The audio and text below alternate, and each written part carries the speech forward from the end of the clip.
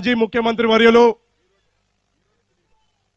రాబోయే కాలానికి కాబోయే ముఖ్యమంత్రి నారా చంద్రబాబు గారికి అలానే వేదిక మీద ఆసీనులైన అతిరథ మహారథులకు తెలుగుదేశం పార్టీ కుటుంబ సభ్యులకు జనసేన పార్టీ నాయకులకు కార్యకర్తలకు అలానే రా కదలిరా అనే ఒక పిలుపు మేరకు ఇవాళ 1,00,000 మందికి పైగా ఈ సభా ప్రాంగణానికి విచ్చేసిన ప్రతి ఒక్క నెల్లూరు జిల్లా వాసికి పేరు పేరున మీ అందరూ కూడా హృదయపూర్వక నమస్కారాలు తెలియజేసుకుంటున్నాను. ప్రజల తిరుగుబాటు ఎలా ఉంటుందో ఈ రోజున ఈ సభ చూస్తే జగన్మోహన్ రెడ్డి గారికి అర్థమవుతుంది, తెలుగుదేశం పార్టీకి దక్కుతుంది. అయితే జగన్మోహన్ రెడ్డి గారు ప్రచార సమయంలో కోవూరు నియోజకవర్గానికి విచ్చేసి ఎన్నో హామీలు ఇచ్చారు. ఒక పక్కన ముదివత్తి నుంచి ముదివత్తి కాజ్వేని పూర్తి చేస్తా అన్నాడు, కోవూరు షుగర్ ఫ్యాక్టరీని ఓపెన్ చేస్తానని చెప్పన్నాడు, సింగిల్ రోడ్లని డబుల్ రోడ్లని చేస్తా అన్నాడు, ఇఫ్కో సెజ్ లో పరిశ్రమలు తీసుకొచ్చి మన యువతకి ఉద్యోగ అవకాశాలు పెంచాలని చెప్పన్నాడు. ఇచ్చిన ప్రతి హామీని కూడా తప్పి జగన్మోహన్ రెడ్డి అలానే ప్రసన్న కుమార్ రెడ్డి గారు హామీలు నెరవేర్చకపోగా కోవూరు నియోజకవర్గ సంపదని దోచుకోవడమే లక్ష్యంగా ప్రసన్న కుమార్ రెడ్డి గారు కోవూరు నియోజకవర్గానికి ఒక నల్ల త్రాచుగా మారి 1,500 కోట్ల రూపాయల పైన సహజ సంపదల్ని అలానే ప్రజల ఆరోగ్యంతో చెలగాటలాడుతూ ఇవాళ కోవూరు నియోజకవర్గ ప్రజల్ని పూర్తిగా నిర్వీర్యం చేశారు. ఎక్కడ అభివృద్ధి లేదు, అభివృద్ధి శూన్యం.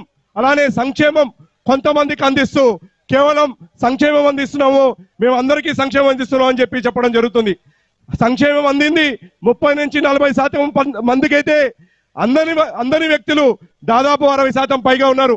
ఇవాళ ఏ ఇంటికి వెళ్ళినా నాకు పెన్షన్ రాలేదంటున్నారు, వికలాంగుల పెన్షన్ రావలేదంటున్నారు, మాకు కరెంటు బిల్లు పెరిగింది, లేదా మాకు ఇండ్లు 100 స్క్వేర్ ఫీట్ కన్నా ఎక్కువ ఉందని చెప్పి, అలానే మీకు పొలం ఉందని చెప్పి మాకు సంక్షేమ పథకాలన్నీ కూడా రద్దు చేశారని చెప్పి అన్నారు. గతంలో తెలుగుదేశం పార్టీ ఉన్న సమయంలో 54 లక్షల మందికి మనం పెన్షన్లు ఇస్తుంటే జగన్మోహన్ రెడ్డి గారు అధికారం వచ్చిన తర్వాత దాన్ని కేవలం 35 లక్షలకి కుదించాడు. ఇవాళ నువ్వు ఎక్కడ సంక్షేమం అందించావు అని చెప్పి ఇవాళ జగన్మోహన్ రెడ్డి గారిని నేను ఇవాళ తెలుగుదేశం పార్టీ కోవూరు నియోజకవర్గం తరపు నుంచి మేము ఇవాళ నిలదీస్తున్నాం. ఇంకో పక్కన చూస్తున్నాం, నియంత్రణ పాలన విసిగిపోయిన ప్రజలు మార్పు వస్తుందని చెప్పి ఒక యుద్ధం చేయడానికి అందరూ కూడా సిద్ధంగా ఉన్నారు. కోవూరు నియోజకవర్గ సహజ సంపద 1,000 కోట్ల రూపాయలు దోచుకున్న దొంగల భరతం పడదాం, రా కదలిరా. రైతుల ఇంట కన్నీరు పెట్టించిన దొంగ దళారుల్ని కపల ప్రభుత్వం కూల్చివేద్దాం, రా కదలిరా. దొంగ హామీలతో ఆడబిడ్డలని వంచిన మోసకారి ప్రభుత్వాన్ని కూల్చేద్దాం, రా కదలిరా.